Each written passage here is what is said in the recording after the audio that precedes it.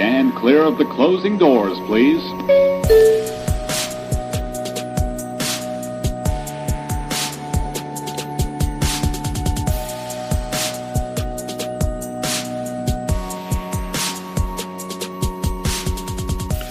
What's up, friends? Welcome back to the TV Terminal. My name is Adam Vale, Senior Editor over at the Koalition, and I'm joined by Editor-in-Chief of the Koalition, Richard Bailey Jr.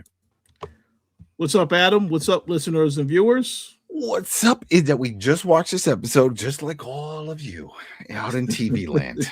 All right. This was a good one. Someone put in the comments, get ready. Obviously, this person knew. This was good. This had a lot of twists, turns, surprises, reveals. What's happening? All kinds of craziness is happening in Fromville. But you know what? They're all still there. So that is still the main plot and the problem with all of this. How do they get out? How are they going to get out? But you know what? Doesn't matter, because right now let's talk about it, because this was good. This was good. We are now season 4, episode 5, halfway. Right? What a long, strange trip it's. And when that title would imply that, is it over? Right?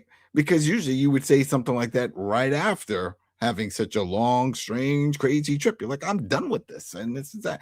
But I think we're getting there, because as we all heard, Jade, he thinks he knows. And I don't know. I mean, we'll get to that spot. But right now, let's break this down. All right, people, this is what we're going to do, because there's a lot going on in different spots. We are going to break this up into 4 parts. We're going to focus on the Henry situation, everything that happened with Henry, and how he had that breakdown with the drink and all that stuff pretty quick. Then from there, we're going to go straight to Marielle and all the stuff that happened there with Sophia playing the mind games. Then we'll jump over to Donna and the crew at the lake.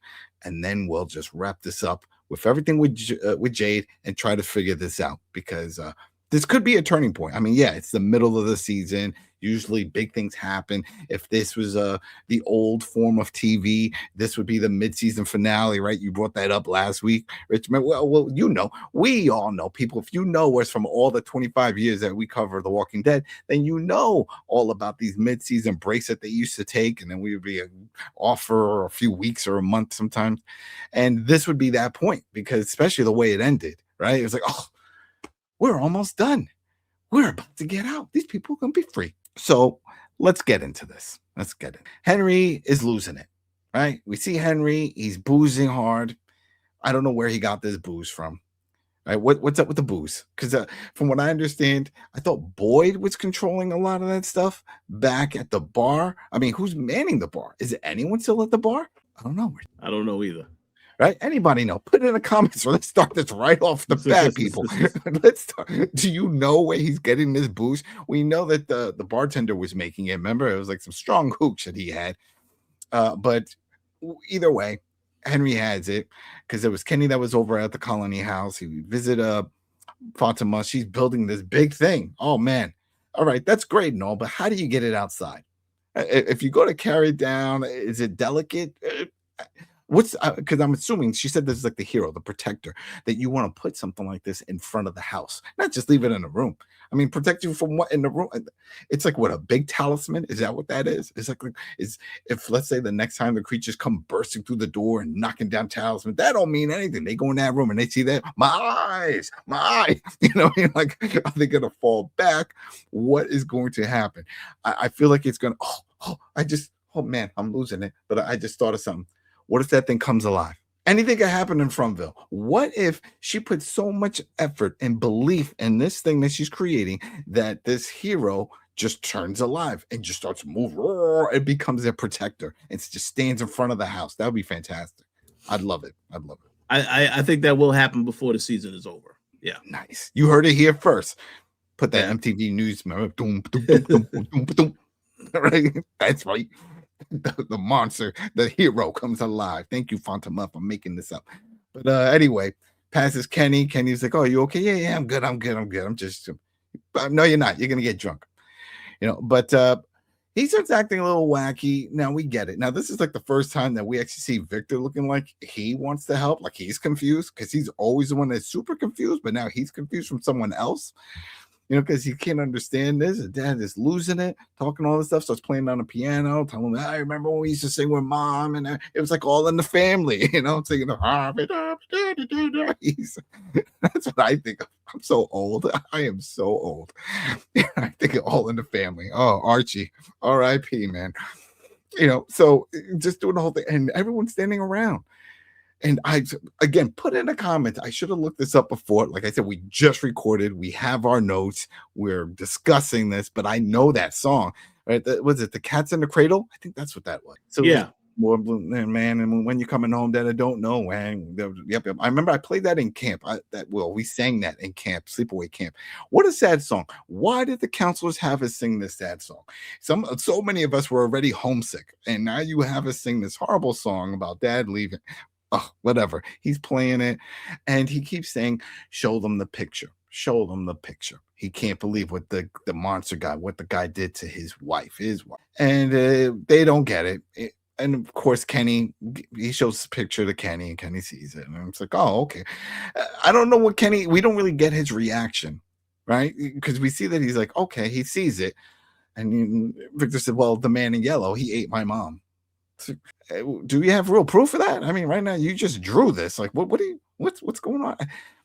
What do you think Kenny's thinking at this moment? Well, I think Kenny is all over the place. I mean, we know the previous episode he saw what was going on with Fatima and was concerned about what was happening with her. I think he just feels like it's the same feeling that, people have been there long enough. They started to go crazy. But I will say this, I think it made sense for Henry to have that reaction because, again, he didn't know that his son Victor was subjected to that. And I'm pretty sure that must have been a traumatizing thing for him to see that. So I could understand why he's having this reaction, that his son experienced that and is such a gruesome way for his mom to go out. So I kind of understand why he would be dealing with things the way he is right now, but I do want to see where they're going with the storytelling. I wonder if Henry's going to really lose it and say, you know what? I want to put that suit on. And he puts on the yellow suit and see if that triggers anything with Sophia.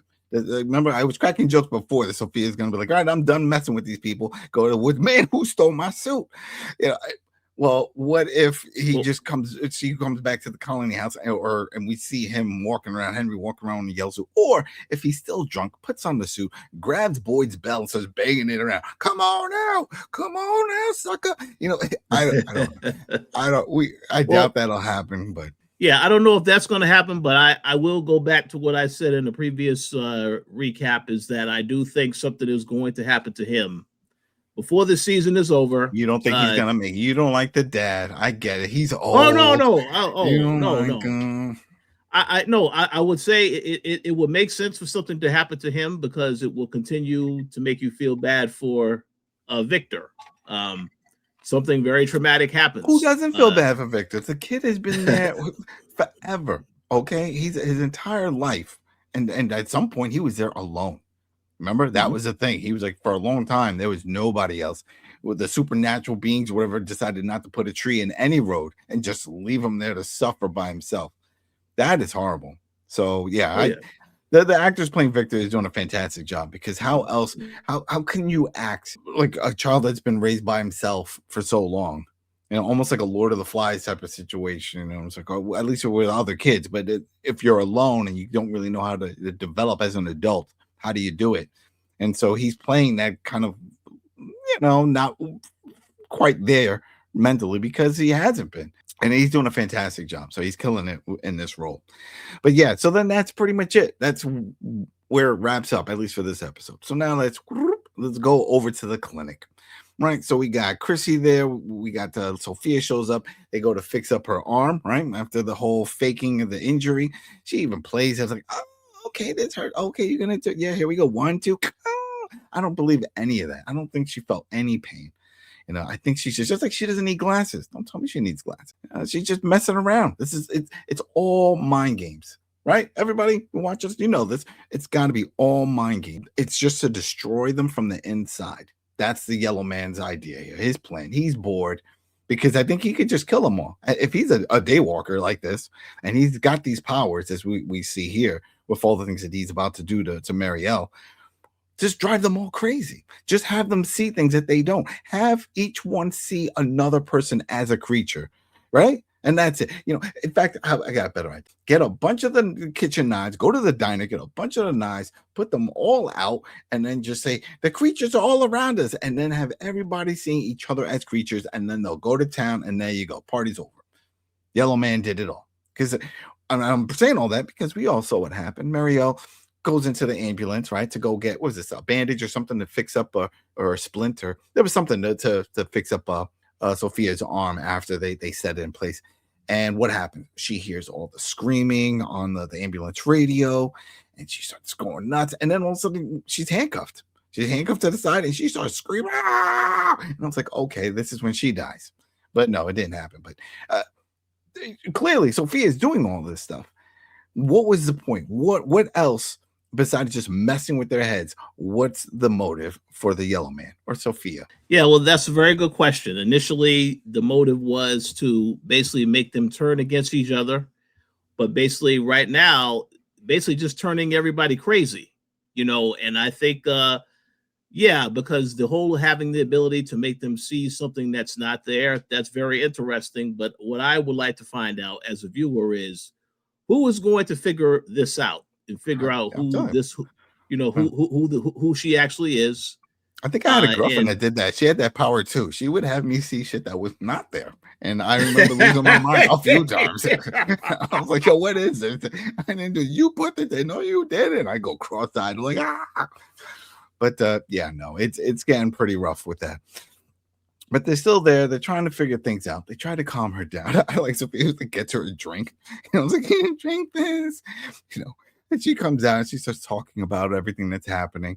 This is Marielle, and then she's like, yeah, I heard the screams. It's all the people. And hear this. This was great. Won't stop. We die. And I was like, you got that all from the ambulance? Oh man, this is, but she's onto something here as we get to with Jade later on. But the fact that she can hear this and this is what she's getting, the feelings and all this stuff, I wonder if any of this is also coming off from Sophia, if Sophia pushing more on her. Mental, like just it's one thing to hear things, but I'm talking about like the emotions and stuff like that, and the feeling. Maybe she is feeling this anguish, this pain from the people that used to live there, and the fact that she can hear them is that whole thing of like, oh, they're still here, like ghosts.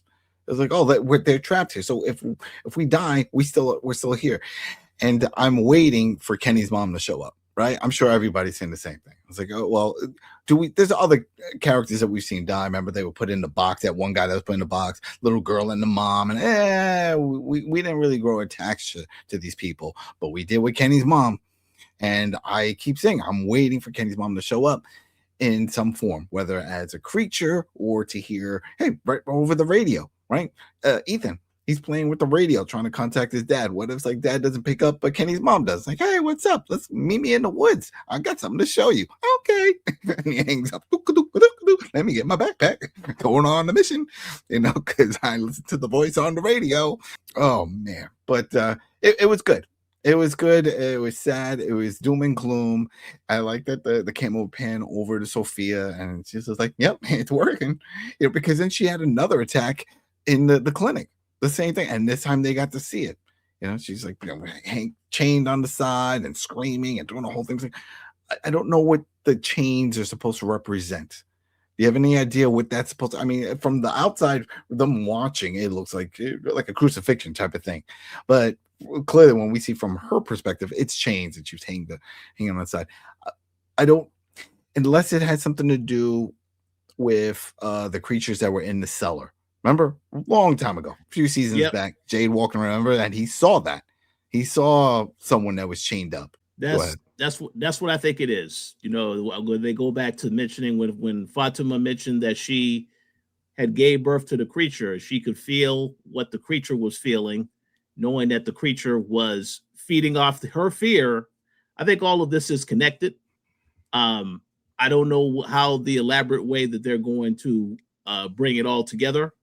But yeah, I think this is part of what Sophia is doing as far as manipulating the situation, making people see stuff that isn't there, and basically. But this is what I mentioned earlier. I do want to see if people are going to start to notice these things only happen when this character is around, whenever she is around. It wasn't nothing like this happening on this level when that's why I want to see if somebody starts to notice that pattern, but not yet. But not yet, because also she's also super religious. Remember, she was saying, "Oh, you could be a prophet, and you're the one." And it's like, I'm sure they're like, "Man, you're crazy. You're that person now." Oh no, now we got one of those in town. Here we go. So right now, I think they're dismissing her with the whole thing. But yeah, maybe at some point.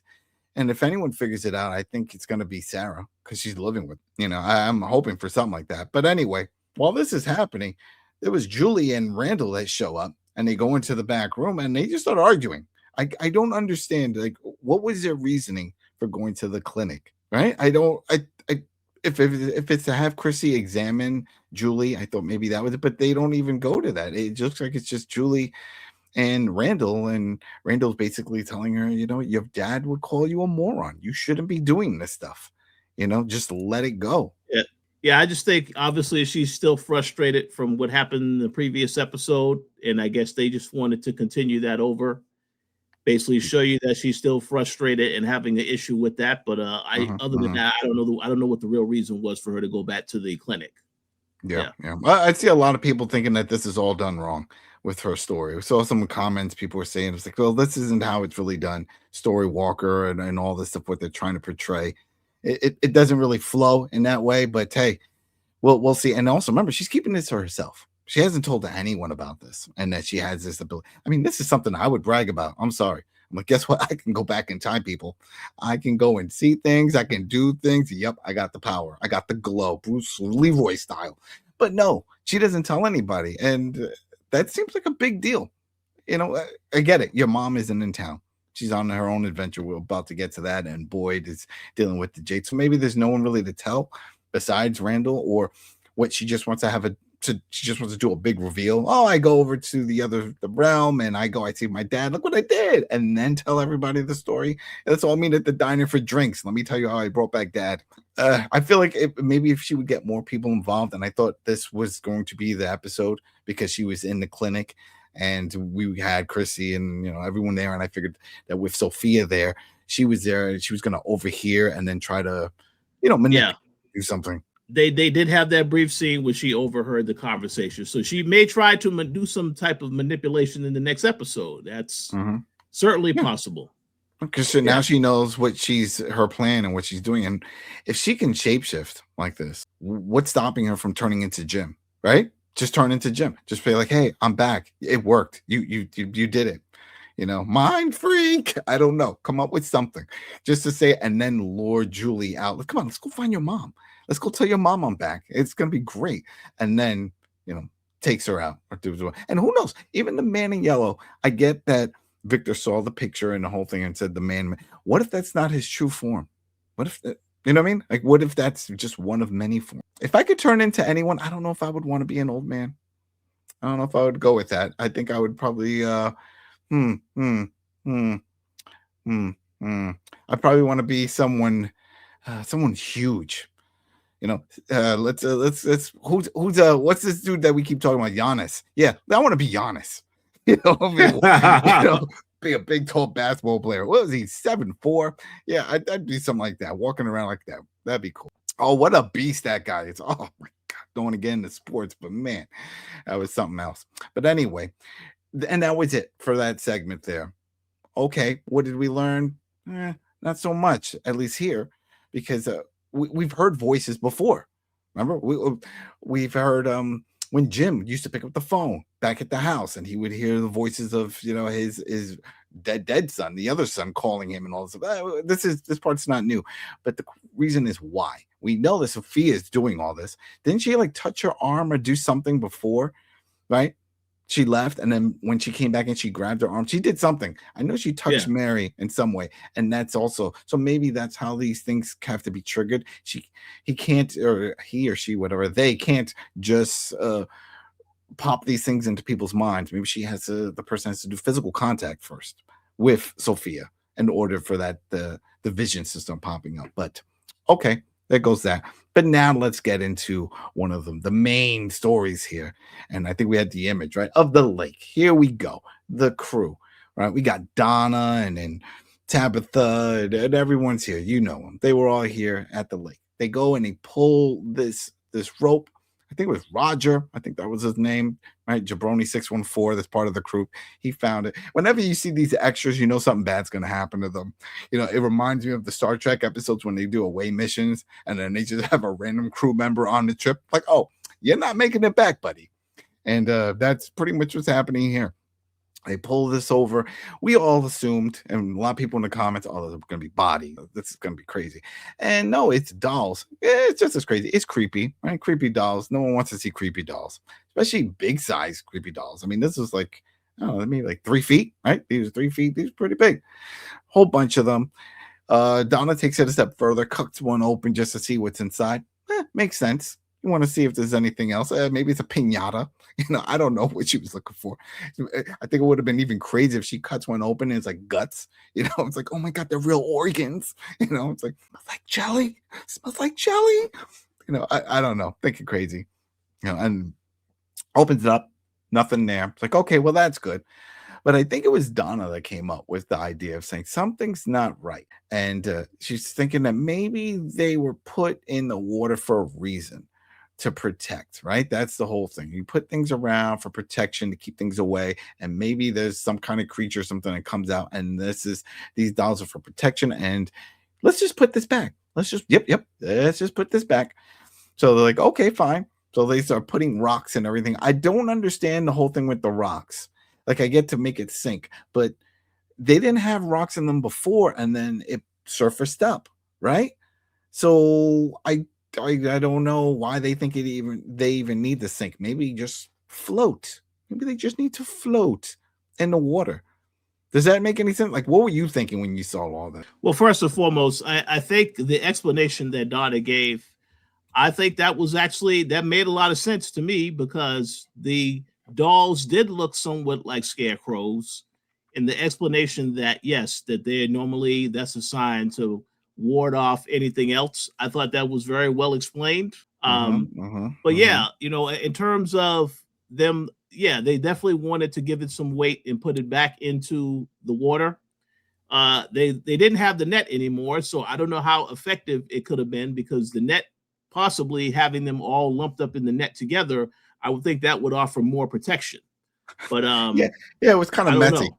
Yeah, once they get everything done and they just send them out and you do that little drone shot away and it's just like, they're just like sort of floating and it's like all over the place. So it's like, oh, that's so creepy, you know? So, but right before they're about to leave though, Donna noticed something going on with Tabitha, pulls her aside. What the hell's going on? She's like, I don't know. I feel something. We get a quick glimpse. Like she has a vision. She sees something. There's something going on with these dolls. She feels like there's a connection. It's like, oh, girl, you better tell me. You better tell me. You know, I can't get it. I don't know. I don't know what's going on. So I was like, okay, fine.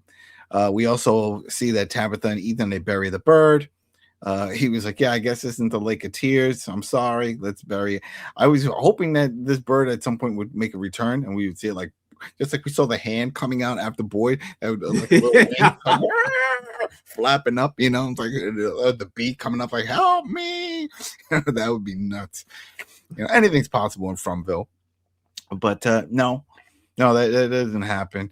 And she doesn't really go too much into it. Tabitha doesn't just. I thought maybe she was going to be like, hey, well, you know, this isn't really that lake. We don't know. There could be another lake, but she just lets it go. Because he's just assuming that this was a Lake of Tears because it's the closest lake. Yeah, that there could be plenty of other lakes. I get it. You can't go too far because then eventually you hit, you know, the tree stump type of road situation. I mean, we've always seen it with cars, but we haven't seen it done with people that I can remember. Yeah, correct me if I'm wrong. I mean, we've seen Boyd and them go into the wooded area, but just on the road. What happens if you just walk up the road? Where do you bump into the tree? Can't you just walk right over the tree and keep going? And then what happens? Do you loop around? I don't know, but that doesn't happen. But anyway, while they're there, they're trying to figure things out. Donna says, well, either way, we have to stay the night. We can't leave. And I remember that from the last season. Once they found this area with the food, remember, it was too far out. But then those creatures would come at night. So they're like, well, we got our little talisman and stuff. We'll be good. Get in the cabin. Everybody in the cabin. Ethan says he feels safe with Donna around. I'm like, I mean, she's not the best of nannies. We saw what happened a few episodes back. You know, she's like, oh yeah, I'm watching him. No, oh man, my son is gone. Where were you? I don't know. I was just, I didn't see him. Whoa, I didn't see him. I was here the whole time. No, you weren't. You weren't paying attention.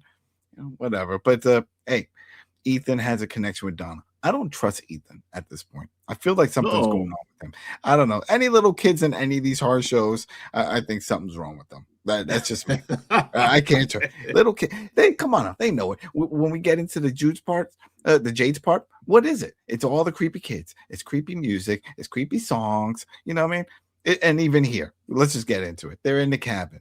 They're there. Everything's fine. They're like, all right. They're like counting down the minutes till sunrise, so that way they can go home. Like, well, you know, we just got to stay here. We'll be fine. And then that's when Tabitha all of a sudden starts getting a vision. Oh, wait, I remember now. I remember. And those dolls, they were smaller. They were my dolls. And there was a mean man. He came and he grabbed them and said I shouldn't be playing with them and that it gives him nightmares. And he grabbed the dolls and he chucked them in the water. Why would you do that? What a waste. But still, chucks them in. And then, of course, that's when we see a creature come out and she starts screaming. I don't know, did it attack her? But then if it did, well, maybe that could have been one of her lives. I don't know. But anyway, creature comes, attacks, and just at that moment, creature attacks the cabin. Right now, we're looking at this creature. This is like swamp thing. These are bigger versions of the dolls, right? We were trying to figure that out. So do you think it's the same dolls, just they at night grew and attacked, or do you think these are the creatures that Donna was saying that the dolls were protecting them from that live in the lake? I'm not entirely sure. It could have been the same dolls, or it could have been just the creatures, the ones that they were trying to, be protected by. Yeah. Either way, they were horrible. They had no good intention. They go and they kill our boy Roger, R.I.P. We loved him. We didn't care. He dies, right? But somebody had to go, so he had to go. I think there was another woman that also got attacked in the background, but Ellis came and he helped, took her out, took that creature out, or at least knocked him down. Another one, Donna, got attacked, and I thought, why not? We're a season out. There's one more season left, but we're halfway through. I already talked about how usually these mid-season, something epic happens, a big reveal, and deaths. That happens. I could have saw this happening of just, this is it, say goodbye, because we got Ethan saying, man, I really feel safe when you're around. And she's like coming up with all these ideas, and she's the one that figured out, oh, these dolls might be protecting us from a creature in the lake. Usually when you're front and center with all that and you're getting all the feels and all the good vibes, that's the one that goes, right? I mean, back in our Walking Dead days, that's how it worked, right? You know, they would, oh, I love this character. Oh, everything is great. You're the fantastic. Oh, no. And then they die in that episode. Oh, no. Tyrese. Oh, no. But it happens. So anyway, getting attacked. Tabitha takes that one out and she says she knows how to kill them now. She remembers how to kill. So, okay. All right. And I guess that was it.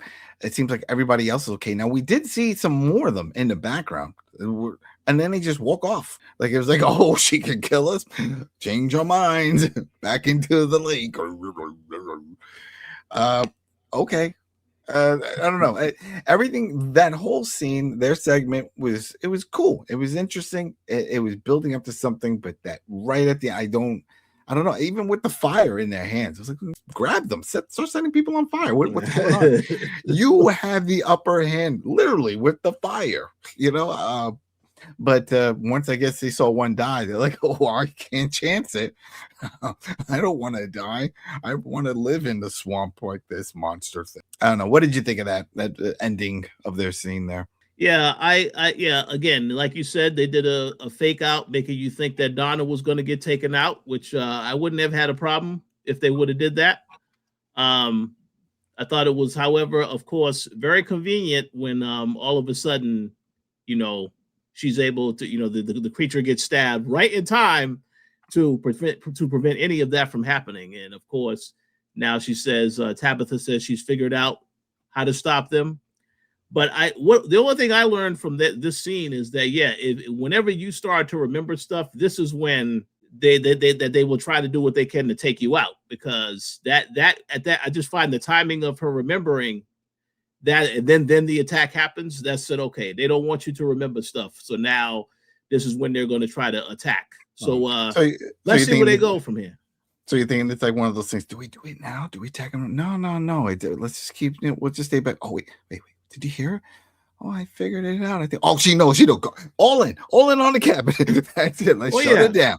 You know what I mean? Or if it's something that they plant in their head at that moment, if it's something similar to what Sophia is doing with people in the clinic, the images and the scenery and all the things that pop in that trigger, and it's done on purpose. Like, come on, you don't know this, and they put it in their head. Oh, now I know, and like, yeah, you know, now we're gonna get you, and they come in and like, I don't know. I have a lot of questions with all this, but hopefully it will get some answers, because at least the way it ends here, we have one answer. She knows how to kill them. We didn't even know they were a problem or even a thing until this episode. I wish you would say, now I know how to kill all the creatures, right? Because then that's like, oh, great, you can help us when we get back. In fact, why even wait till nighttime then? Because now if they're backing off, they're scared. Maybe the other creatures will be scared, because now you know how to kill them. You know what I mean? Now they can just walk around and then be like, yeah, we got the power now. But whatever. Now let's get into it. Okay. Let's get into this. This was good. A lot of good twists. The Jade story. I had some issues with it last week. He takes a mushroom, and we had that one scene. It was like, oh, hey, is Kenny really here? Yeah. He's like, okay. And it wasn't kicking in, and I was waiting for him to really get high. That's what I was waiting for, and that happened in this episode. It finally kicked in. All right, so he's with Boyd, kicks in. He says, all right, listen, I'm probably going to see all kinds of craziness, but let's come up with a safe word. Capricorn. That should have been the name of the episode. You know what I mean? To me, that makes perfect sense. Capricorn. Oh, yeah, safe word. So he tells him, all right, this is a safe word. It's like, okay, all right. So he relaxes. Then he starts getting a little woozy, and he says, all right, we got to go. Wait, where are you going to go? Come on, let's go. They go outside. He starts wandering around, seeing things. He sees young Jade. Sees him playing the violin. And he's like, oh, I remember this. This was when I played the violin, the song for my grandmother when she passed. I played all day. And, then the little boy comes up, starts talking to him. And then he's just seeing the other guy that was dead before and telling him about the blood and to drink it. And he's like, no, I'm not drinking this. And the boy doesn't see any of this. And he was like, well, just drink it. It's not real. I'm here. You're good. It's not real. Drink it. That's what we're here for, right? To see what happens. Maybe this, because the whole point is to find a way out. Maybe being high and getting high doing also will trigger something. So he drinks it. Still same thing. He's still high as a kite. Follows his younger self. Younger self goes wandering off. Boyd goes chasing after him. They're running through back and forth the whole thing. He loses him. He hears the music again. Now this is where he gets it, because they're at Colony House, because he says, you see this? Where are we? He's like, yeah, we're at Colony House. And the kid's like, I told you this is not going to be good. And we see that there's all these other people there. One guy's playing violin. It's no longer the kid. I didn't think this was Colony House. I get they were saying it, but we already know that Henry and everybody was in Colony House. There was people getting high in the living room in Colony House. There's people there. It's active right now. And for this to happen was already alarming. I'm sure people, right, watching, you probably said the same thing. I know there's Joe and Timmy and Julie, everybody's nodding their head. Yeah, we get it. Yeah, because they know there was no way. I don't think that many people were fooled by this. They were like, no, he's seeing things. This isn't happening. Besides the fact of the ghost home, but the location itself. But anyway, just talking about these bodies. The kids, again, more clues and riddles. What do you think is happening? What do you think? What's going on here? What do you think? Long story short, he figures it out. It's like, oh, all these people are dead, but they were murdered. They're not dismembered or anything. They were murdered. These people were killed. And these are all his past lives, if we want to go down that road, because that's been the big thing, right? Are these past lives? What's going on? Because we know he has that connection with them. I'm assuming it's his past life, and that's why he was brought in. Early on, theories was that everyone that eventually gets stuck there has some kind of connection to an original town member, and that they just eventually have to find that connection. As of right now, it's just Jade and Tabitha that have found those connections with past lives of people that were there in the town. But hey, he's putting that together with the whole thing. Little boy says, "Oh, okay, I got something else for you. If I could play it." Once they learned about who you are, that it was you that the children were calling. Man, really? Why you gotta get so dark, man? Come on now. It's like, I'm just trying to figure things out. And it's like, no, it. And he says, "Oh, well, what about Tabitha?" And he's like, "Oh, it's worse for her." Damn. What's worse than people hating you and then killing you? I guess dismemberment, right? Just like pulling her apart. Is that what's going to happen? They just going to put her on like a torture rack? I don't know. But that's one of the things that young Jade tells him. So he goes inside. They go inside. Again, should have been a tell for a lot of people because there's no one there. And they go into the basement. And as they're in the basement, they see a bunch of boxes along the side of the wall. And he says, "Hey, Boyd, help me." Right? They start moving all these boxes around, and they see a door. And okay, fine. Open up the door.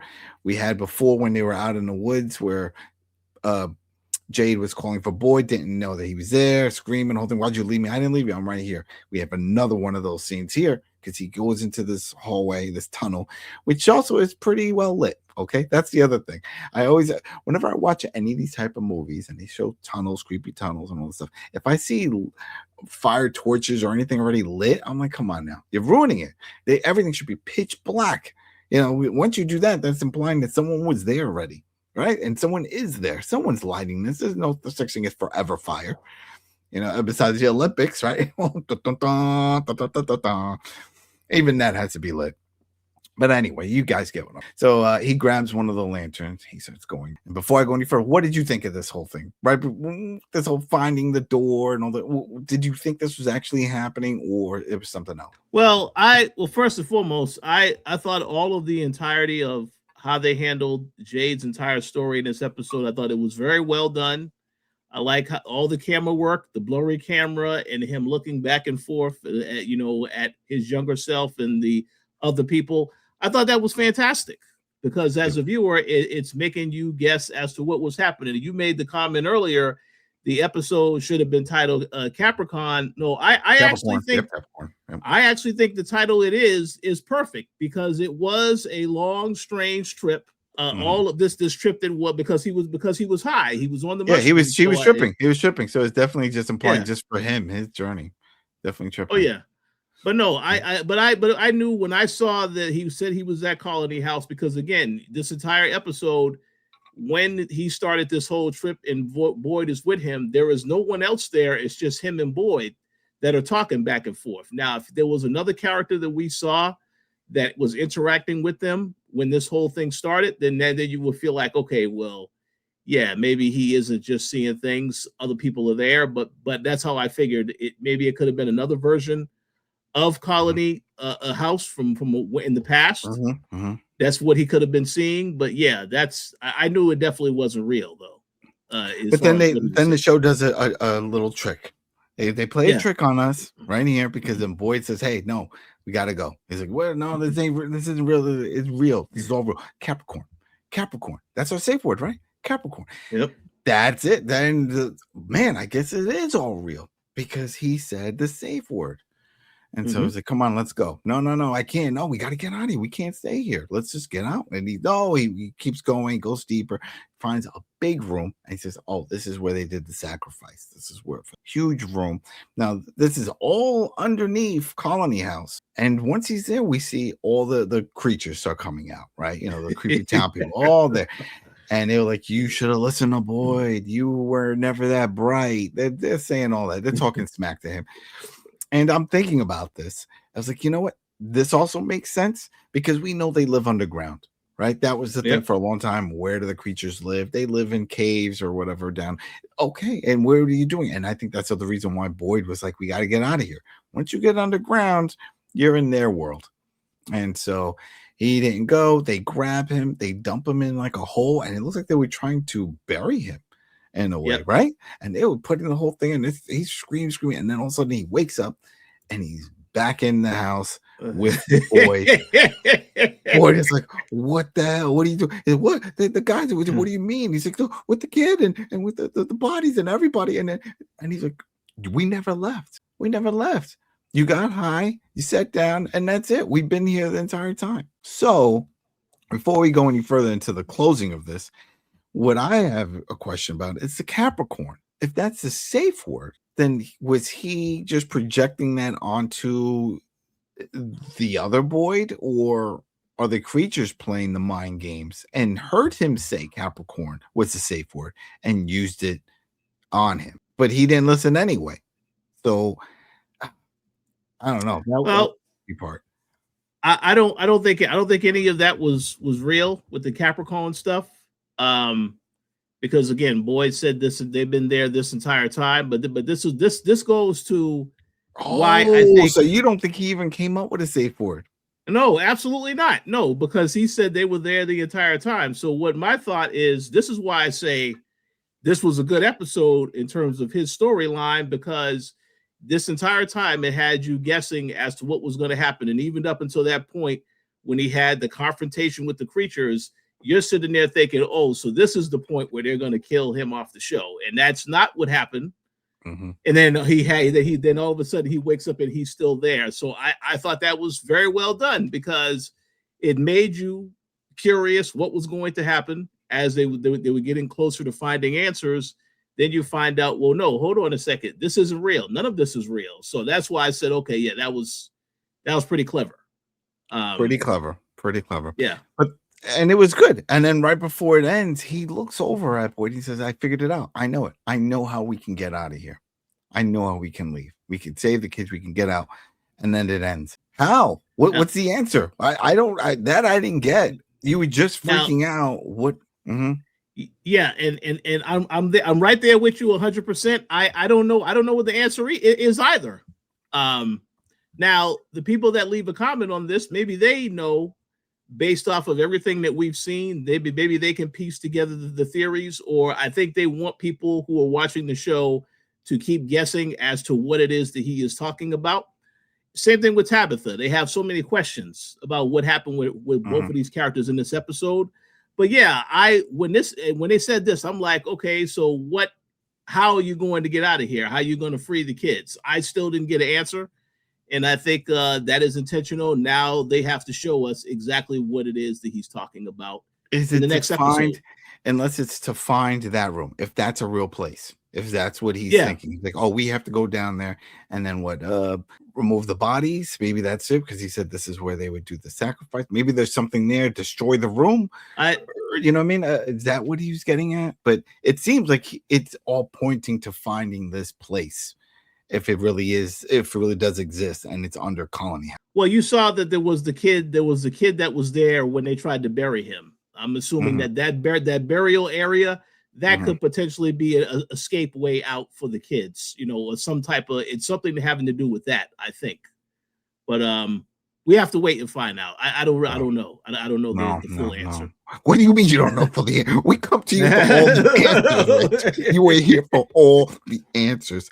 But this is what makes this show fun, right? Because a lot of questions. Yeah, but I like shows that sprinkle little answers here and there. You don't want to just pile it on. I keep going back to Lost because of the creators and all that. But that had so many questions to the point, like, all right, to the point that they were piling on questions that you lost track of what was going on. And I don't want that to happen here, because like I just said about walking out and leaving, and then when we got with Sophia, and we know that the man in yellow is a higher level than the other creatures. Okay, we haven't seen the other creatures. Now we got swamp creatures coming in. But at least we know that's Tabitha says she knows how to kill those. Okay. So we're progressing in that direction of killing these things, because we saw last episode. Remember, Boyd was pretty much saying they're behind the 8 ball when it comes to how they handle the situation, right? They were just getting picked off. They were losing everything. Nothing's working out for them. I have a feeling that Fatima is creating their monster that's going to help them, their hero. It will, like you agree. I think it's going to come alive. Something's going to happen, and it's going to be their protector. Or maybe it's just something that is super big and it just protects them into the point that whole area or anything around the house just can't be touched, and they don't have to worry about anything as long as they're in that house. Something is going to happen with it. I don't think they would just waste time with Fatima just building this for no reason. Yeah. And then we'll see what happens with Henry. You think he's going to die? Put in the comments, people. You think, is this when we say goodbye to Henry? That he's going to snap? It's going to be at night. He's going to keep drinking. He's going to open up the door to try to fight one of the creatures. And then, they kill him. I don't know. I think he's here for the long haul. I don't think Victor's already had enough. One more, especially his dad. I think that would just break the character. There's no point. Then he'd be like, what? The whole point before was like, oh, I'm alone. I want to leave, whatever. Well, now you have your dad. Oh, great. This is my lucky day. And then you take the dad away, then he's destroyed. Totally destroyed. But hey, thank you, people, if you made it this far. Thanks again for the likes, the hypes, the subs. We got a bunch of new people that are constantly jumping in and following and just hanging out with us. We're talking shows. We got this show. We got Widow's Bay. If you like this scary show, you will definitely love Widow's Bay. Apple TV show. Fantastic. Love that show. Hope we get a bunch of seasons of that one. Don't know yet, but it's fairly early, but very good show. Watch that one. And we will be back next week for episode 6. So thanks for hanging with us. See you later. Peace.